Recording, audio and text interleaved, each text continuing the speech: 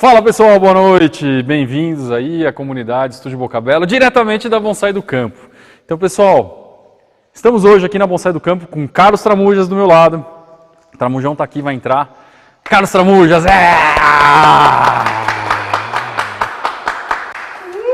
Muito bom. Pessoal, é um grandíssimo prazer estar aqui junto com o Tramujas. Tramujas é uma referência, para mim é a maior referência do bonsai brasileiro.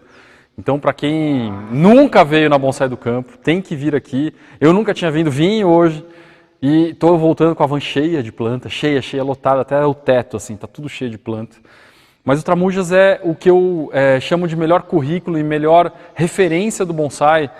Eu acredito que seja da América Latina. Hoje a gente não tem nada parecido na América Latina como é aqui a Bonsai do Campo ou como é o Carlos Tramujas. O Carlos Tramujas tem um baita currículo. Teve uma história de vida com bonsai, se dedicou à vida dele com bonsai. E hoje eu vou ter a honra de poder trabalhar uma das árvores aqui da Bonsai do Campo. Um Juniperus Kishu, enxertado num Juniperus Hertz.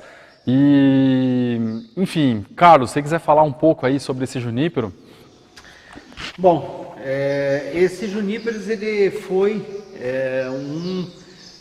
uma série, né, dos primeiros enxertados aqui no viveiro. E ele é um Juniperus Hertz, é um Juniperus que tem um crescimento aparentemente rápido, mas é lento. E o Chimpaco, na realidade, não casou muito, eles não fizeram um casamento perfeito. A maioria deles foi descartado e esse é um sobrevivente, é um sobrevivente bastante antigo. Ele deve ter hoje aqui seus 25 anos, mais ou menos, e é a árvore que a gente vai trabalhar. Quer dizer, nós já estamos trabalhando. Estamos trabalhando hoje desde do período da manhã aqui. Na verdade o Tramujas já tinha separado essa árvore quando a gente chegou ontem à tarde. Escolhemos uma definição de projeto. Inicialmente a gente estava optando por um projeto. Quem acompanhou a primeira live do Tramujas de perto aqui, quem tiver no Zoom, dá uma olhada aqui. A ideia inicial seria trabalhar essa aqui como uma frente para o Zoom. Então, melhorando aqui, ou mostrando essa questão da planta nesse ângulo aqui, essa parte oca, subindo o ângulo, sobe um pouquinho aí, Gui, subindo o ângulo dela, a planta tem essa parte aqui, ó, de madeira morta, com esse tronco de madeira morta aqui no meio, que é um tronco oco. E depois de alguns estudos aqui, o Tramujas preferiu, junto com o Donegá também preferiu, né, ele está ali dando uma risadinha, mas ele preferiu também, Donegá safado, sabe? Enfim, o Donegá preferiu também essa frente, então hoje a gente vai trabalhar junto com vocês essa frente, mostrando essa linha de tronco. Vocês veem que a planta tem uma base muito legal, ó, tem uma estrutura de tronco muito bacana. Na live do Tramujas agora há pouco, quem acompanhou viu ele abrindo aqui com o super canivete dele, que é o canivete mais fabuloso aqui da Bonsai do Campo. Ele abriu esses veios aqui, ele mostrou um pouco de madeira morta no meio dessa parte que estava um pouco monótona, né? Então ele tirou essa parte monótona do tronco, estava 100% com casca. Ó, tá até aqui a casca dele, ó. Tá aqui, ó. Ele até tirou ali, guardou. Não, é o contrário, Então aqui era casca, ó. Vocês podem ver, vamos colar de novo a casca. Então, por um efeito agora de mágica, plá, né? Então vocês veem que esse trabalho de abrir um chare num tronco, ele cria muito mais dinâmica no tronco, ele cria muito mais movimento no tronco do que se a gente tivesse a casca aqui, ó. Vamos colocar de novo. Então, até o Gui me perguntou, né? O Gui me perguntou, ele falou assim, pô, mas o que a gente faz com um tronco reto desse aqui, né? Então, olhando no zoom aqui, esse tronco reto, ele fica um pouco monótono, cilíndrico, igual o Tramujas falou, ele fica sem conicidade, ele fica sem movimento, ele tem praticamente duas linhas retas aqui. Se a gente olhar essa linha aqui com essa linha aqui de cima, elas são duas linhas retas sem conicidade, e isso traz para a planta uma certa monotonia. Então, quando o Tramujas faz esse trabalho, quando ele fez esse trabalho de abrir um chare no meio da planta, isso automaticamente cria mais dinâmica, cria mais movimento para essa árvore. E hoje a gente vai terminar, a gente vai acabar de trabalhar essa planta, a gente vai acabar de trabalhar essa árvore junto com vocês. Então a gente montou uma baita iluminação, vocês podem ver que tem um sol vindo de baixo aqui, na verdade a gente está meio nas nuvens aqui, né? Na Bonsai do Campo parece que a gente está nas nuvens, mas não é. Tem vários holofotes aqui por baixo para poder mostrar bem de perto para vocês, com uma qualidade de imagem boa, o que é esse junípero aqui da Bonsai do Campo, que é raro, na verdade não existe junípero assim no Brasil, né? Hoje a gente tem como produtor de junípero, o Kojima, lá de São Paulo, o Chicão, o Francisco Correia, lá da Bonsai, do Museu do Bonsai, e o Tramujas aqui da Bonsai do Campo. Mas assim, normalmente, esse material de enxerto de quichu, numa base de um outro junípero com essa estrutura de tronco, só aqui na Bonsai do Campo que vocês vão encontrar, não existe em outro lugar no Brasil. Os juníperos lá do Francisco Correia, normalmente ele enxerta com o Itoigawa, que é uma variedade um pouco de junípero, diferente dessa que a gente está trabalhando hoje, diferente dessa aqui. Essa variedade de quichu é muito interessante porque ela é bem fechada, ela é bem compacta. Então, ele dá um aspecto de trabalho com muito menos arame. Vocês vão ver que a gente vai aramar a planta com pouca coisa, a gente não vai colocar muito arame na planta e a gente vai conseguir um aspecto muito legal nessa árvore. O que foi feito anteriormente, que o Tramujas fez na live dele? Ele tirou a antiga folhagem desses Juniperus Hertz, ele tirou, vocês veem aqui de perto, ó, dá para ver, bem aqui, ó, onde eu estou com a mão, aqui era o tronco do junípero anterior. Então, dentro desse corte que ele fez aqui, existia um tronco. Quem viu a live anterior conseguiu acompanhar esse corte, ele cortou com uma serra elétrica. E agora a gente vai acabar de selecionar, então eu vou tirar alguns galhos também, vou pegar aquela serra dele, que é uma serra que ele falou que está cansada. Então, para vocês entenderem uma serra cansada, essa aqui, ó, Gui, mostra de perto aqui no fundo, essa aqui é uma serra cansada. Quem nunca viu uma serra cansada, esse é um serrote cansado. Depois ele vai explicar para a gente o que é um serrote cansado. Mas enfim, eu vou tirar aqui alguns galhos que a gente não vai utilizar. Pode mostrar de perto aqui para mim, Gui, tá vendo? Aqui, pertinho, olá, 1, 2, 3, vamos lá. Então esse galho aqui, a gente não ia utilizar porque é um galho grosso. É um galho que ele tem até a cerne já de madeira rígida. Né, essa cerne aqui tá bem rígida, não daria para dobrar muito bem esse galho. Apesar de ser um galho bem cheio, a gente não iria utilizar, porque a gente tem muito mais galho aqui, a gente tem vários outros galhos que a gente vai poder utilizar nessa planta. Desse outro lado aqui, pode virar aí. Desse outro lado aqui a gente também tem dois galhos. Eu vou tirar esse galho aqui, que é um galho que a gente não vai utilizar, beleza? Isso aí é que é serrote cansado. Esse é um serrote cansado, pessoal. Então, e esse outro galho aqui também a gente não vai utilizar, vou tirar ele aqui, deixando um pouco de espaço ali. Porra! Ah, era esse? Acertei? Não, tá bom. Tá bom? Então tá bom. Então vamos lá. E agora a gente vai começar a colocar arame e posicionar os galhos, pensando no direcionamento de uma planta com essa frente aqui, olhando para vocês de frente aí. Esse é o movimento de frente, aproveitando todo esse veio aqui da árvore, usando esses dois galhos que a gente já vai posicionar. Então a gente vai começar a colocar arame e nesse meio tempo, enquanto a gente está colocando arame, vocês que estão aí assistindo, a gente vão poder fazer aquelas perguntas que normalmente vocês fazem, para a gente poder interagir e acabar compartilhando todo o conhecimento, principalmente do Carlos. Aproveitem, o Carlos Tramujas está aqui com a gente hoje para poder fazer essa live junto com vocês e compartilhar todo o conhecimento dele de mais de quantos anos de bonsai? 50? Puta, mais ou menos. O Carlos tem pelo menos 60 anos de bonsai. Se você quiser falar mais alto, porque o microfone está aqui comigo, você pode falar mais alto. Vou ter que falar. Não, você grita, não grita. Tá bom, minha gente. É isso aí, tá bom, ficou bom. É isso aí, pronto. Posso falar um pouco agora? Pode. Bom. Você quer ficar com o microfone? Não precisa não. Eu, no fundo, eu queria... Não precisa não, eu falo, pode deixar ele aqui. Ó. Eu, na realidade, queria agradecer pela visita do estúdio, né? O Renato, Guilherme, o Donegá, Maurício e... Calma. Eu estou meio desacostumado aqui, minha gente. Fica tranquilo, fica tranquilo. Eu tenho que ficar nesse canto aqui? Aqui? Aqui? Você tem que estar dentro daquele quadrado na televisão, você tem que ficar dentro daquele quadrado. Caralho, mas aí pode estar... Não, agora eu estou pegando o jeito, calma, minha gente.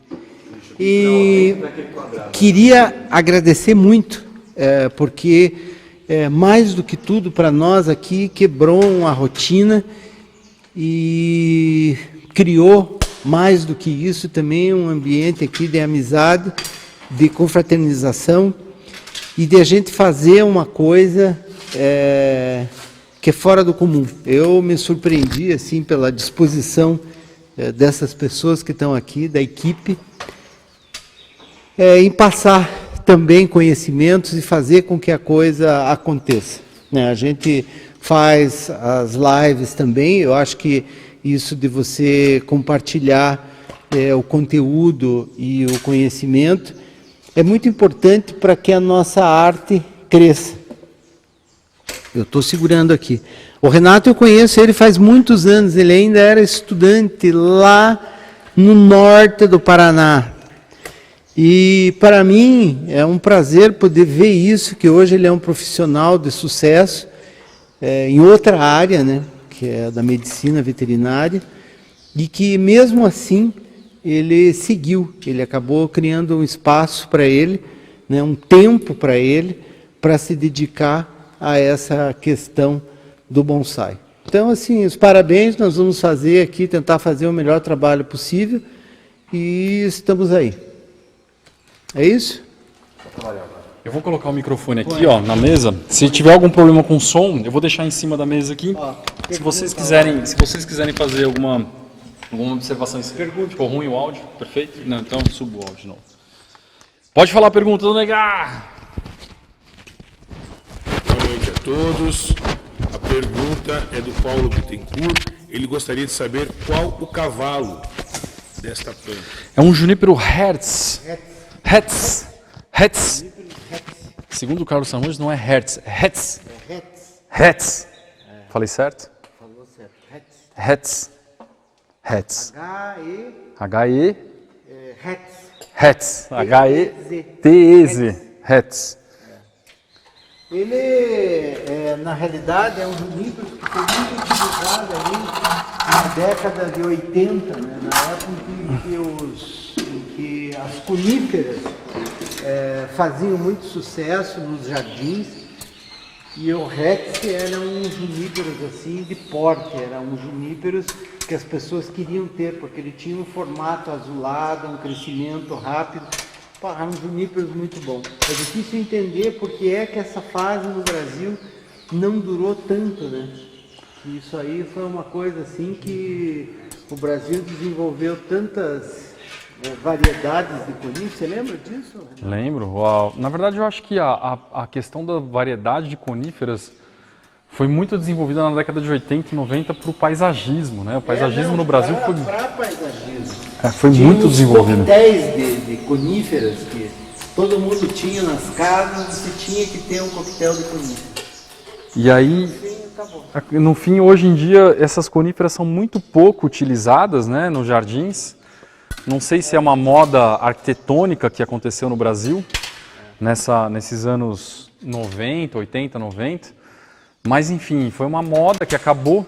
E esses juníperos, que eram feitos em viveiros, muito comum aqui no Paraná. Tinha muito viveiro aqui, o Carlos já chegou... Rio Grande do Sul, Rio Grande do Sul.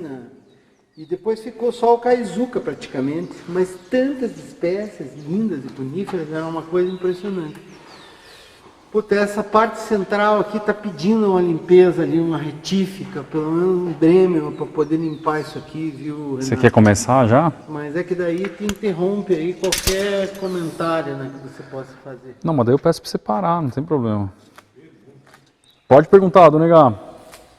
Pergunta do Augusto. Olá, gostaria que me falassem se a planta não vai sofrer muito com essas intervenções agora no verão. Sim, segundo a literatura, a época boa seria no inverno. Abraços. Quem perguntou, Dona Negar? Augusto, é o seguinte, de fato, normalmente quando a gente vai indicar trabalho em conífera, a gente recomenda que seja feito no inverno, né, numa época mais fresca do ano. Isso é muito comum, é bem comum a gente indicar o trabalho nessa época. A questão é que, como diz o próprio Tramujas, que é o dono da planta, essa árvore aqui ela está há mais de 15 anos nesse vaso, micro, e ela está extremamente forte, com um fluxo de seiva muito grande. Então, com certeza, ela vai aguentar o trabalho que a gente está desenvolvendo, o trabalho que a gente está desempenhando aqui. É lógico que assim, a gente não está fazendo grandes loucuras com a árvore, a gente está só reduzindo e tirando parte da árvore que não vai ser utilizada no futuro. Não, calma, também não é grandes loucuras, né? A gente está... Vamos ser um pouco ponderado aqui. Mas, enfim, é porque a árvore está muito bem de saúde. Né? Lógico que, assim, existe algum risco? Claro que existe. a gente sempre tem alguns receios quando a gente vai trabalhar uma árvore nessa época do ano, mas enfim, eu confio no que o professor, o mestre Tramujas está me dizendo em relação à árvore para poder ser feito esse trabalho nessa época do ano também, que a árvore é daqui da Bonsai do Campo, e eu acredito que a gente vai fazer um trabalho aqui, apesar de ter torcido alguns galhos ali, não é um trabalho que eu pretendo refinar muito, aramar toda a parte assim fina da árvore. Eu quero mais posicionar os galhos principais, criar algumas linhas, refinar algumas linhas com vocês, para poder deixá-la com uma estrutura de um bonsai, valorizando um pouco essa parte de madeira morta central e o movimento que a árvore vai ter no decorrer dessa estilização. Pode perguntar aí, se alguém tiver mais alguma pergunta, manda bala. Vou só complementar da seguinte forma. Os juníperos, assim, tudo bem, é uma conífera, juníperos, mas não é a mesma coisa que pinos. Então, assim, é muito importante a gente poder observar isso, que vocês podem ver a mão, como é que tá vendo? A mão tá suja, ela tá com resina, porque ele tá soltando resina, mas é muito pouco. Então, assim, os juníperos, ele particularmente, ele é uma planta que não solta muita resina, ele não perde resina, ele não perde água quando você faz trabalhos como esse aqui de madeira. No verão, no final das contas, assim, quando está na alta primavera e o verão, é uma época que se considera boa para você poder trabalhar isso, desde que você tenha em consideração alguns cuidados, porque a casca do junípero solta com facilidade. Então, assim, você tirar pedaços de casca, como esse aqui inteiros, grandes, como o Renato mostrou, essa casca aqui inteira, isso você faz no verão. No inverno, se você for fazer isso, com a seiva de circulação está parada, você para tirar um pedaço de casca desse, você precisa raspar muito. Então, o que você tem que ter em mente? Os caminhos da seiva, a proporção que você vai utilizar disso e o trabalho que você vai fazer. Nós cortamos essa parte central aqui, cortamos, tudo bem, mas eram outros juníperos, né? Na realidade, a energia da planta irá para quem realmente interessa aqui nesse momento. Nós não vamos transplantar, que se fizéssemos isso agora no verão, de transplantar principalmente uma planta que está muitos anos no pote, aí você poderia ter problemas, mas para um trabalho de madeira e de arame e tal, pois aqui sem risco nenhum, não correria o risco de botar a integridade de um juníperos como esse, de expor a qualquer maneira. Perfeito. Pergunta do Negá. Pergunta do André. Qualquer tipo de junípero serviria como cavalo para enxertia? Quais seriam as mais recomendadas? Essa pergunta é para você. Pergunta para você. Assim, se vocês lembrarem um pouquinho aí da botânica, né? Assim, gênero. Deixa eu me enquadrar aqui, eu não estou acostumado, não estou olhando. Não, mas o guia é assim mesmo. Se acostume. Se vocês lembrarem da botânica, né, os nomes das plantas, basicamente é gênero e espécie. Então, assim, é juníperos, até aí tudo bem. No caso do chimpaco, ele é chinensis, juníperos chinensis sargenti. Então, assim, normalmente, o gênero tem que ser o mesmo, tem que ser juníperos com juníperos, né? Só que o gênero deveria ser o mesmo. Então, assim, os juníperos chinenses, nós temos os juníperos chinenses Kaizuka, alguns juníperos chinenses, outros juníperos comuns, que a gente chama, e aí você poderia ter sucesso no enxerto. Aqui a gente já fez experiências assim com muitas espécies, né?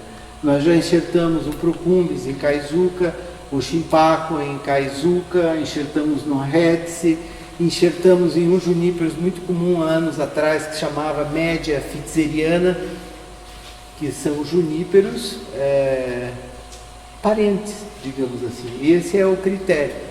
assim, madeira dura, o tipo de crescimento, tudo isso ajuda, e principalmente o movimento do tronco que ele possa ter. Não tem cabimento eu pegar um tronco com juníperos reto e simplesmente enxertar.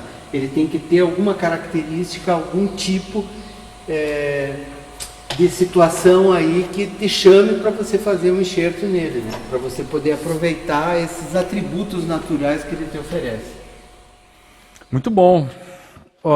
Tramujas, eu queria fazer uma pergunta, eu pessoalmente, a você.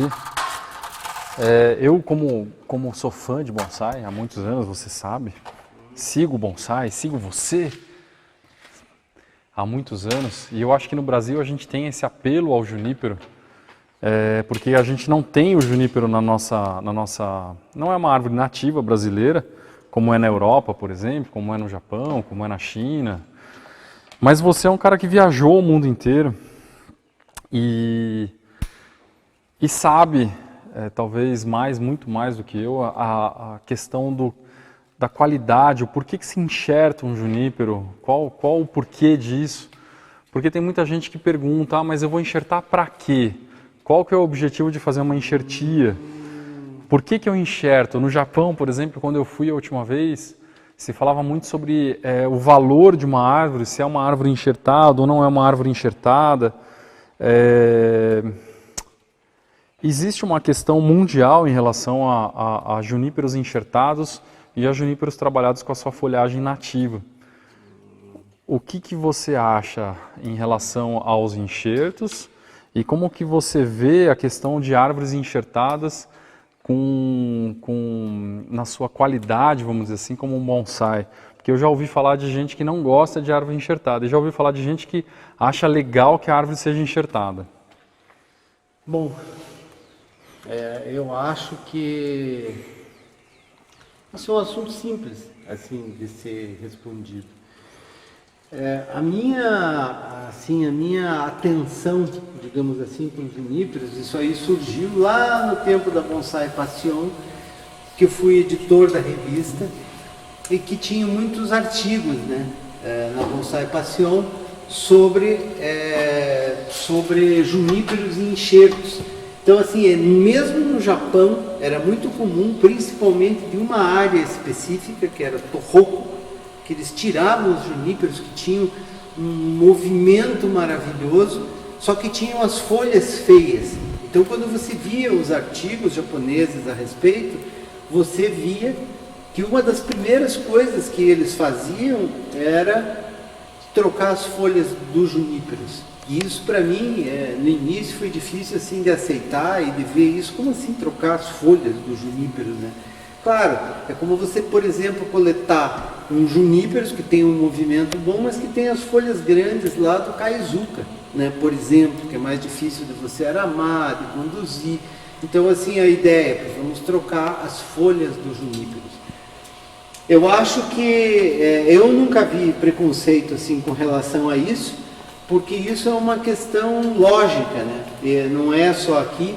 Eu, quando fui para os Estados Unidos fazer uma matéria também sobre o bonsai na Califórnia, eu vejo que muitos dos colecionadores lá, eles coletavam os juníperos da Califórnia no deserto, que eram troncos imensos, magníficos, só que os juníperos da Califórnia, ele tem uma folha também muito grande, difícil de ser compactado.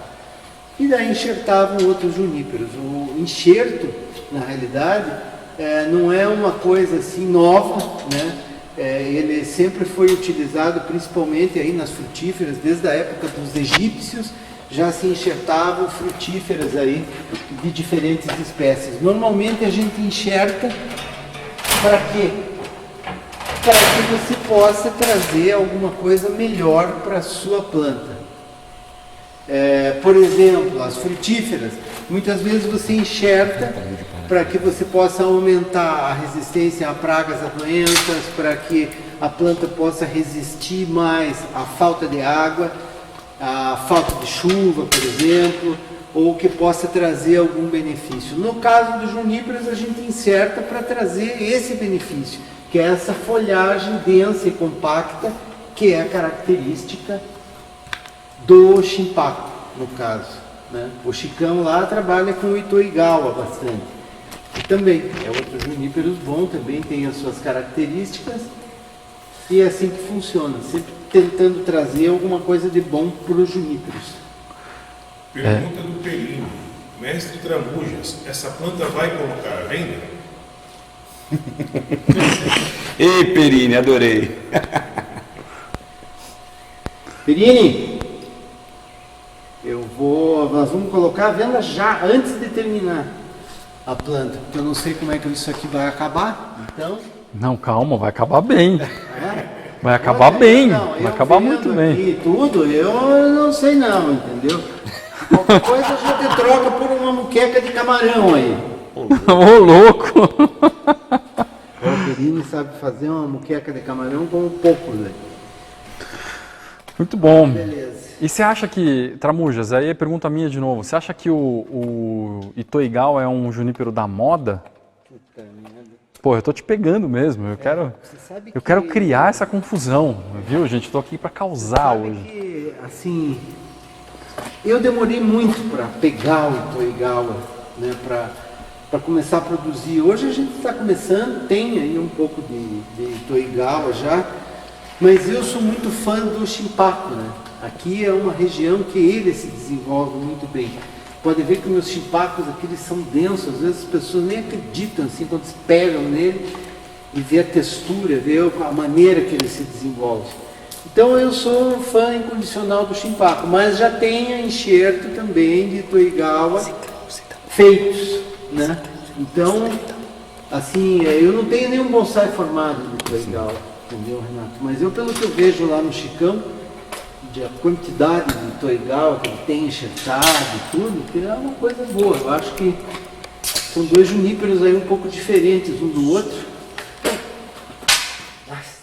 Você comeu junípero? Comi juníperos. Ai, que bom, é gostoso. Comer junípero é sempre bom.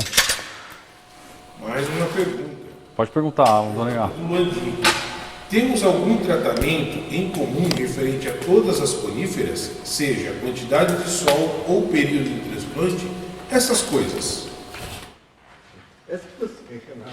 O ventilador? Você quer um ventilador? Porra, tô pedindo aqui que eu tô no calor do cacete. Me falaram que no Paraná é frio. Paraná é frio, eu não sei aonde Paraná é frio. Ah, meu Deus. O Arnaldo Santos que morra de inveja do calor daqui do bonsai do campo. Não, aqui é calor. Não, borrachudo, eu fiquei sabendo que o Carlos Tramujas ele cultiva borrachudo. Se alguém quiser conhecer uma espécie de borrachudo enxertada, vem para Bonsai do Campo, que aqui borrachudo é... Eu ganhei uns 4 quilos hoje, meu Deus, só de borrachudo. Tô inchado. O Gui ele tomou muita água durante o dia, porque ele tomou tanta picada de borrachudo, que ele começou a se coçar, eu fiquei preocupado, falei, bebe água, Gui. Vocês querem que repita a pergunta do Mandinho? Pode repetir. Pergunta do Mandinho. Temos algum tratamento comum referente a todas as coníferas? Seja a quantidade de sol ou período de transplante? Essas coisas. Estamos chegando aqui com o ventilador no momento. Ajuda o Cosmoconte. Bom, assim, ó. Conífera é conífera. Por mais que... Eu gostaria de deixar ali, mestre, Aonde? na mesa? Posso deixar, não tem problema nenhum. Foi melhor pro senhor. Aqui tem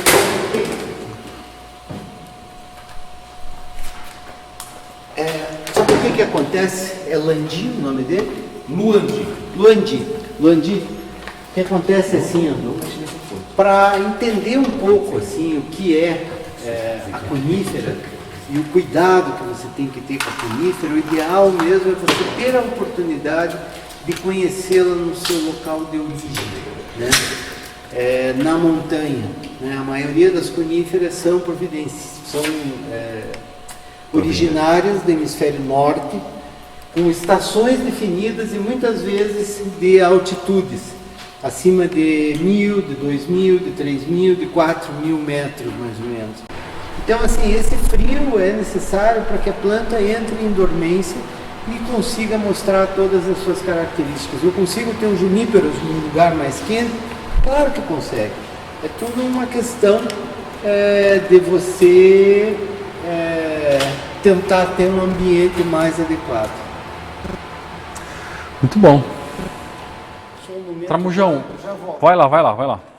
Pessoal, eu tô aramando aqui, se alguém tiver alguma pergunta a fazer em relação a esse trabalho em si, a questão estética, como desenvolver a questão estética, o porquê da árvore, estamos colocando arame aqui, a ideia é começar a posicionar os galhos já, esse galho aqui ele vai baixar bem ainda, e a gente vai fechar uma copa mais ou menos nessa altura. Então, se alguém tiver alguma pergunta em relação a essa questão estética, por favor, faça a pergunta que a gente já vai respondendo. Quanto tempo a gente tem de vídeo, Gui? 30 minutos. Então, mais 10 minutinhos a gente vai fazer aquele intervalo nosso de 10 minutos, tá, pessoal? Pergunta. Pergunta do Abitbol. Posso enxertar pinheiro negro em pinheiro vermelho ou vice-versa? Eu queria só dar um adendo aqui, só antes de você falar, Renato. O pessoal está falando que tem algumas perguntas que estão sendo perdidas. Só para vocês entenderem que eu estou fazendo alguns controles um pouco maiores hoje, tem mais pessoas na live, então pode ser que alguma passe realmente batido, tá? E algumas eu sei que vão ser respondidas ao longo do trabalho. Perfeito.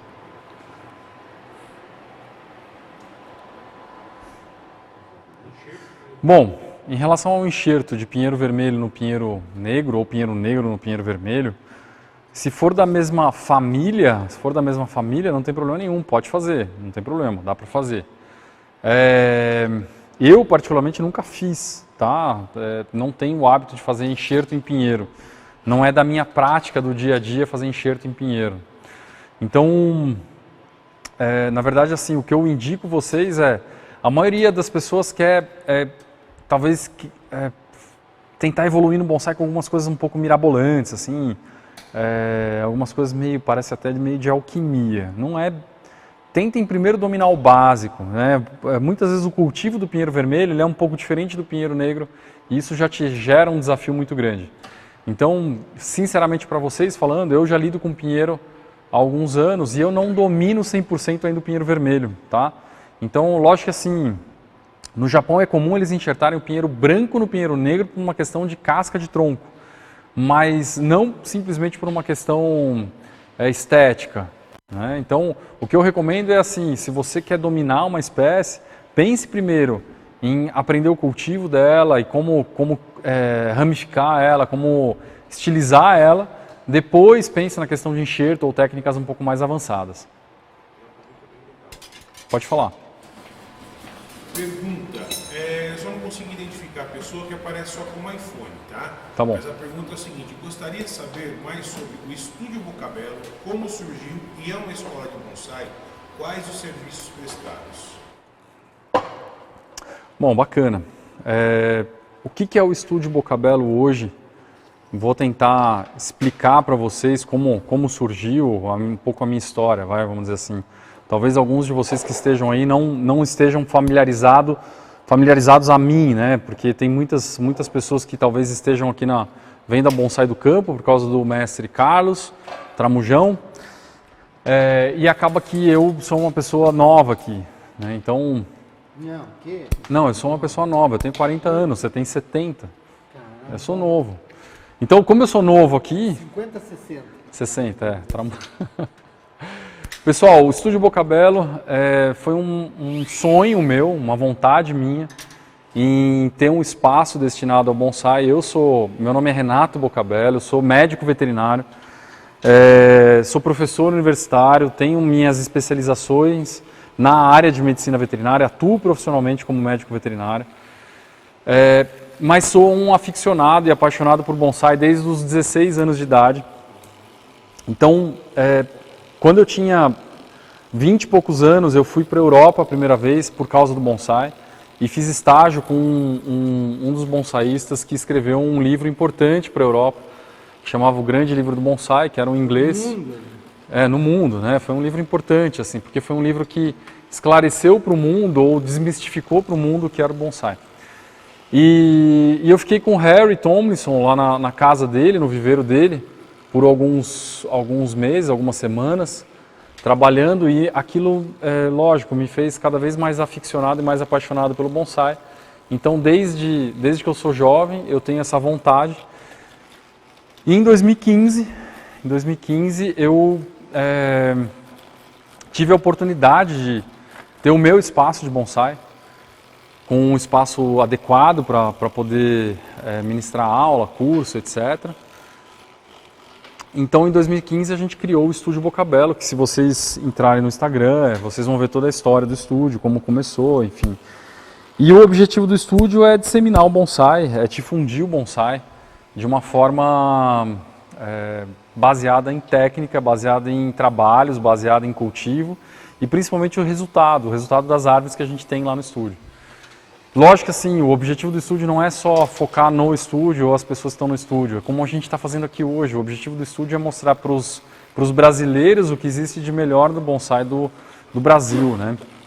Então, lá no Estúdio Bocabello, que é o meu espaço, a gente recebeu, principalmente antes da época Covid, vários profissionais do Brasil inteiro, do mundo inclusive.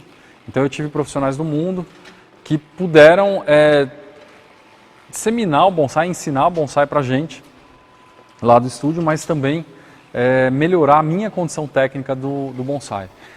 E em 2020, que foi esse ano, o Guilherme Garzon, que está aqui filmando, está no Zoom, ele teve a ideia de criar a comunidade do Estúdio Bocabello, que foi uma forma da gente poder, através da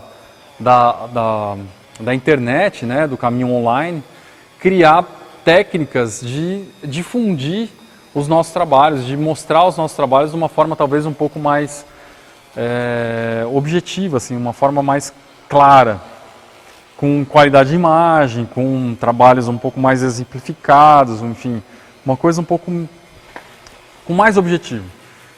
E desde março de 2020 a gente vem fazendo trabalhos semanalmente, mostrando tudo que a gente faz no estúdio, talvez até mais, porque logo no começo foi até feita uma cobrança que a gente precisava trabalhar árvores talvez um pouco mais simples do que o que normalmente eu trabalho.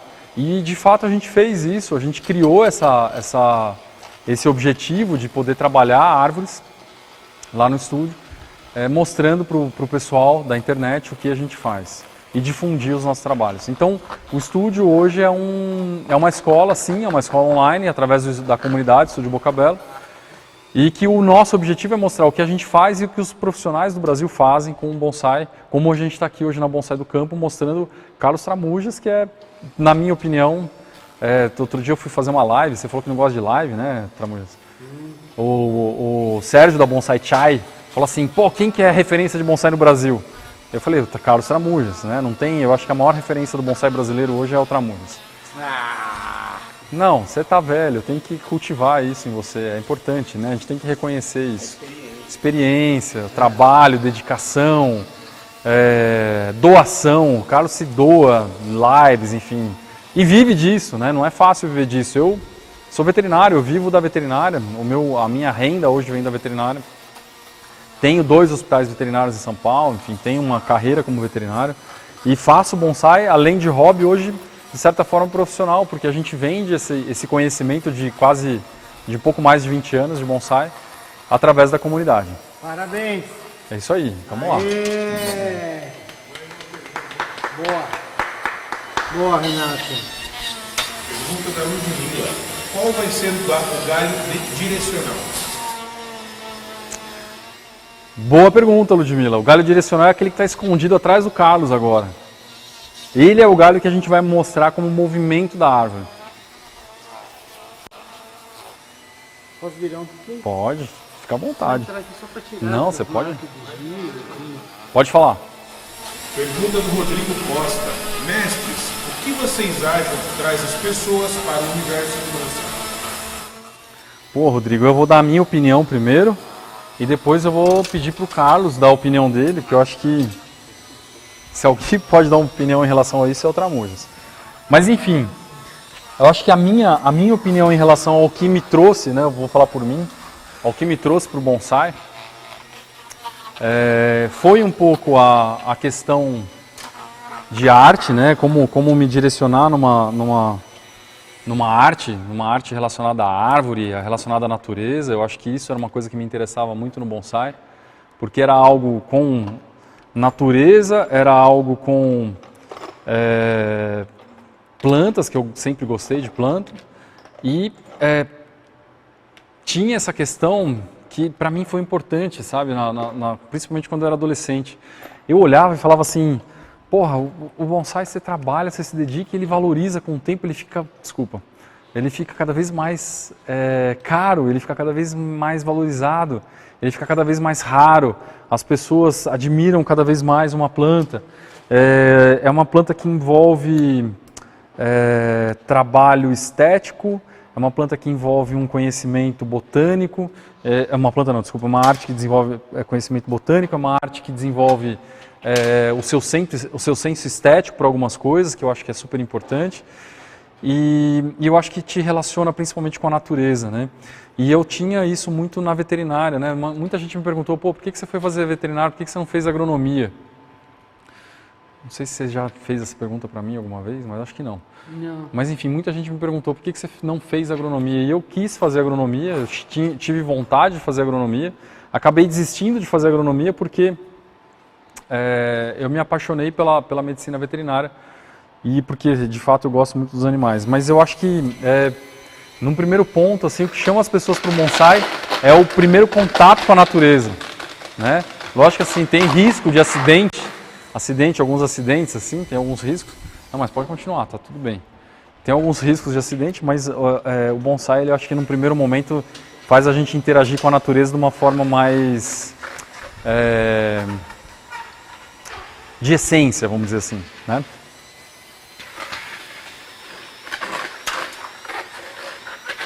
Tá tudo bem aí, né? Pergunta, eu vou ficar aqui um pouco mais à frente respondendo as perguntas. Pergunta do Ryan. Mestre, quais dificuldades vocês tiveram no início de vocês com o bonsai? Quais dicas vocês dariam para os iniciantes hoje?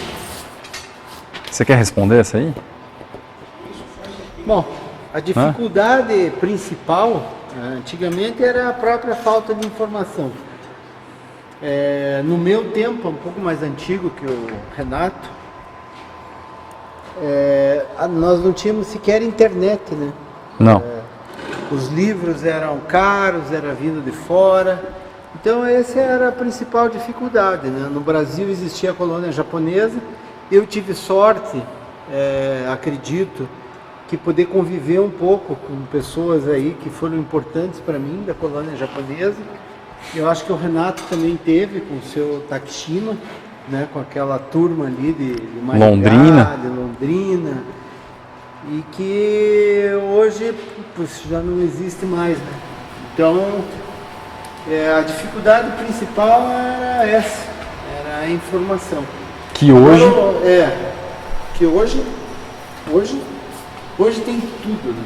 Tem de tudo. E uma das coisas boas é o estúdio do cabelo, é a comunidade. Não, ajuda muito.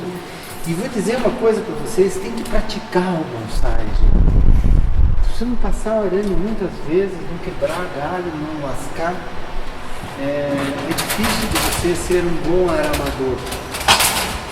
Só que no meu ponto de vista, por exemplo, você pode fazer parte da comunidade do bonsai, você pode fazer parte do mundo do bonsai, sem necessariamente saber fazer bonsai.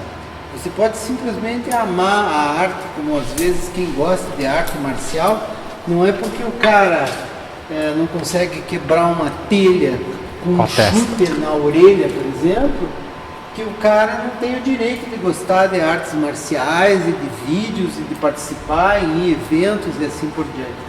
Isso é uma paixão de cada um. E o bonsai invoca aí diferentes áreas aí, como o Renato falou, que justamente é essa, um pouco de botânica, é um pouco de arte, é um pouco de tudo, né? Mas principalmente de que o bonsai não é uma arte solitária. Então a gente tem que compartilhar. O bonsai, mais do que tudo, ele é uma arte que faz com que as pessoas se reúnam, né? Às vezes existe alguns confrontos de ego aí dentro da arte do bonsai, mas isso também é normal. Dentro de toda a arte, creio que existe esse tipo de situação. O bonsaísta assim, é meio como lavadeira, né? Um pouco fofoqueiro, e fala um dos outros, mas no fundo se reúne, e aqui no Brasil não é nada comparado lá fora. Vocês acham que o brasileiro é que fala e que cria intriga, etc. Então, mas não é uma coisa mundial e que faz parte da arte. Eu gosto muito, o que me atraiu de fato no bonsai foi a curiosidade por saber como você conseguia cultivar uma planta num vaso pequeno e o fascínio de ver a planta crescendo. O bonsai não é só você modelar, aramar, não, é o fato de você curtir as plantas num nível, digamos assim, um pouco mais avançado. O cara que gosta de plantas sabe do que eu estou falando. Sabe? O importante do bonsai não é você passar só o arame e ver a forma. É você também ver a semente germinar, é você ver abrir os botões de flores. Isso tudo é válido, né? Uns sabem mais do que os outros, e o que tem que ser levado em consideração é assim, como o cara gosta do bonsai e ele tem 2 horas por semana, 1 hora por semana para cuidar das suas plantas. No fim de semana, ele tem que dividir isso com o trabalho, com a esposa, com a família, com os filhos. Então vamos respeitar cada um com o seu tempo, né? Com o que pode fazer. O que a gente não pode é tirar o direito dessa pessoa de gostar de bonsai e de querer viver o bonsai. Então esse para mim é o meu ponto de vista. Uau! É. Não sei se alguém quer falar mais alguma coisa, mas...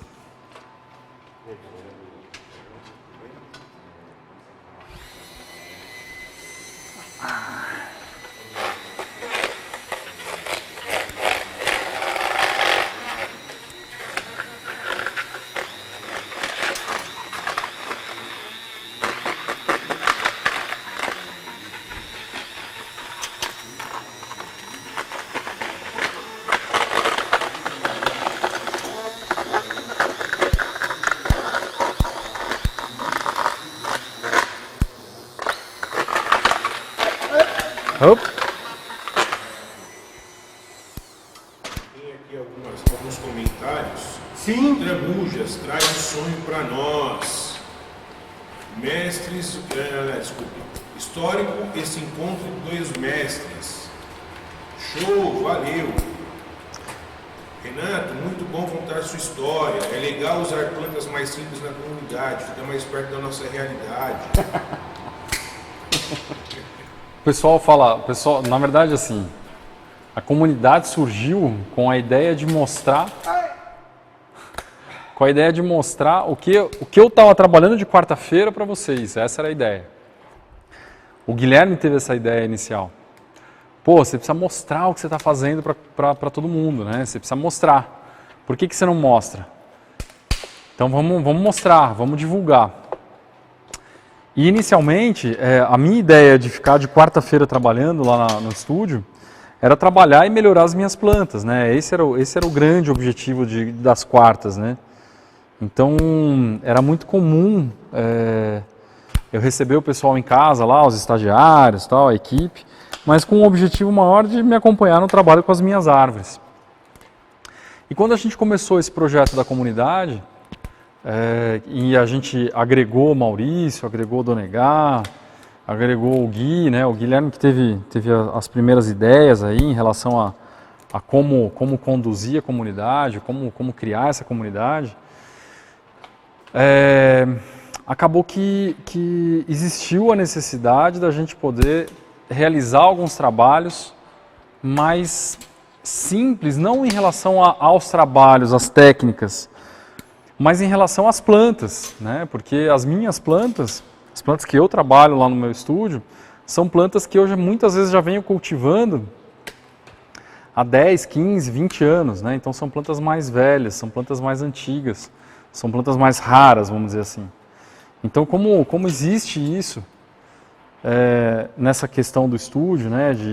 De trabalhar essas árvores e desenvolver essas árvores, acabou que houve a necessidade da gente poder de fato, como árvores mais, vamos dizer, não como comerciais, vamos dizer, onde você consegue, a pessoa que está participando da comunidade consegue vir aqui na Bonsai do Campo ou pedir online.